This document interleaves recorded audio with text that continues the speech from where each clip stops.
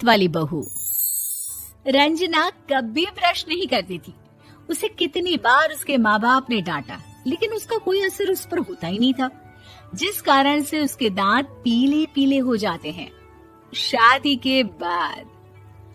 अरे बहू, वैसे तो तुझ में कोई कमी नहीं है, पर तेरे दांत इतने पीले कैसे हैं बेटा?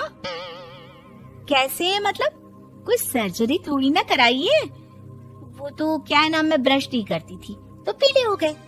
अब क्या करूं? आप कहें तो लाल करवा लूं या फिर काले? यार ये क्या है, क्यों माँ से लड़ रही हो?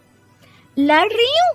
अरे मैं लड़ रही हूँ या ये बोल रही है कि दांत पीले हैं, पीले। अरे तपस्या थोड़ी ना की है इन्हें पीले करने के लिए।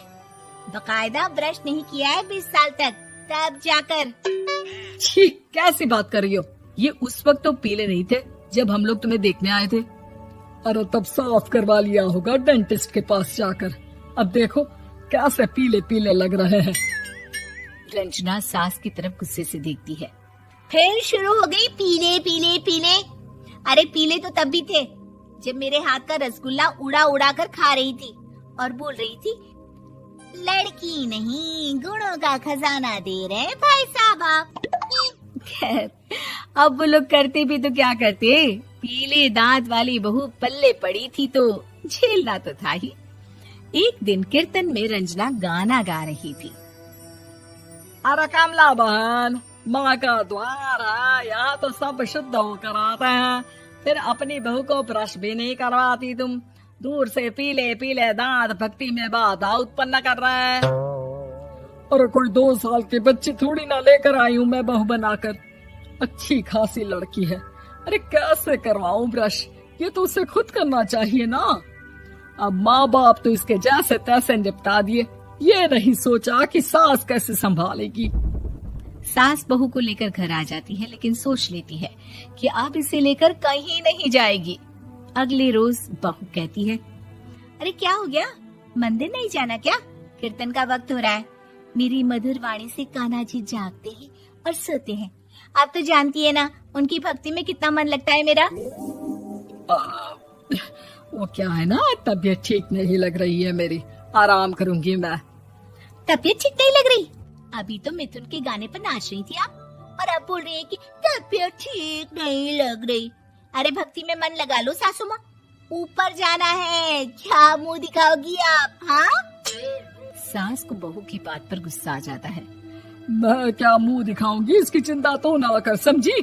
अपने मुंह की चिंता कर, जो ये पीले पीले दांत लेकर हर जगह पहुंच जाती है। पता है लोग कितना मजाक बनाते हैं। ना जी ना, मैं नहीं जाना कहीं तेरे साथ। तो ये बात है, कोई ना, मत जाओ, मैं अपने कमरे में ही बैठकर भक्ति कर लूंगी। ऊपर वाला दांत थोड़ी ना देखता है, मन देखता है, भावना देखता है। और अरे बस बस, तू सब कुछ दिखा, बस ये सफेद चमकदार दांत ना दिखाना किसी को, है? जा यहाँ से। बहू को सास की बात का कोई फर्क नहीं पड़ता, वो तो जैसी थी वैसी ही रह जाती है। सुबह नहाकर किचन में खाना बनाना, फिर खाना खाना, कीर्तन भजन करना और सो जाना। एक दिन, माँ जी मैं सहेली के घर जा रही हूँ, शाम को लेट आऊंगी। हाँ हाँ तो जाना, मैंने कौन सा तेरी आरती करनी है घर पर बैठकर। रंजना सहेली के घर जाती है, जहाँ वो पार्टी में जाने की तैयारी कर रही होती है। अरे शिखा, कहाँ जाने की तैयारी कर रही है? मैं गलत वक्त पर आ गई क्या? अरे नहीं यार, उल्टा सही वक्त पर आ गया।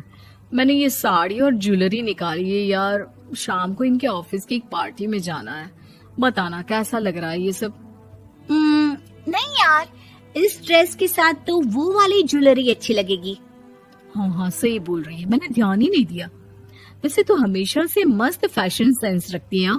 तो बड़ा जाती होगी ना पति के साथ पार्टी में। रंजना कुछ नहीं बोलती, बस सोचती है कि यार काश ये बात सही हो जाती, पर मैं क्यों नहीं जाती पार्टी में? क्या इन लोगों की कोई पार्टी होती नहीं होगी? रंजना घर आती है और रात में पति से सवाल करती है, एक बात बताइए, आप मुझे किसी पार्टी में क्यों नहीं ले जाते? क्या आपके यहाँ ऑफिस में पार्टी नहीं होती? पति बेचारा क्या कहता कि दांत पीले हैं तुम्हारे इसलिए।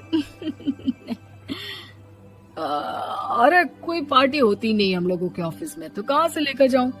और मार्केट, मॉल, कहीं वीकेंड घूमना, कहीं तो। अरे यार, सारे हफ्ते में एक छुट्टी मिलती है, तो सोचता हूँ कि आराम ही कर लूं। क्यों? रंजना मन मार के रह जाती है। पहले कभी सास के साथ मंदिर जाया करती थी, लेकिन वो भी सास ने ले जाना बंद कर दिया। घर बैठी बैठी रंजना बोर हो जाती है। तभी उसे आइडिया आता है और वो मायके जाने का सोचती है। सासू माँ, 2 दिनों के लिए मम्मी के घर जा रही हूँ। अच्छा ठीक है, आराम से जा। और हाँ, माँ से कुछ अच्छी आदत सीख कर आना कि कैसे शरीर के हर भाग की तरह दांतों की सफाई भी जरूरी होती है, समझी?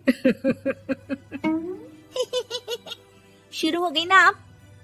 वो लोग आपकी तरह नहीं है कि छोटी छोटी बात का बतंगड़ बना दे।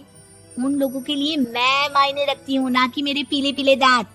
रंजना माँ को बिना बताए उन लोगों को सरप्राइज देती है, लेकिन जैसे ही वो दरवाजे पर पहुँचती है, अंदर देखती है कि घर वाले कहीं जा रहे होते हैं।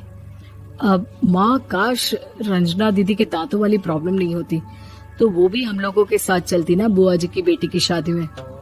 हाँ बेटा, लेकिन अब उसे कौन समझाए कि उसको उसके पीले दांत नहीं दिखते, लेकिन उसके आसपास के लोगों को कितना एम्बैरेसिंग फील कराते हैं। मुझे तो कितनी बार उसके स्कूल की टीचर ने शिकायत की कि उसके साथ कोई लड़की बैठना भी नहीं चाहती, और ना ही कॉलेज में कोई उससे बात करना चाहता था। लेकिन पता नहीं क्यों उसे ये बात समझ में ही नहीं आती। कोई कमी नहीं है उस लड़की में, बस यही कि दांत पीले हैं। वो तो भला हो जीजाजी और उनकी माँ का, जो दीदी को जैसी है वैसे ही रखा हुआ है।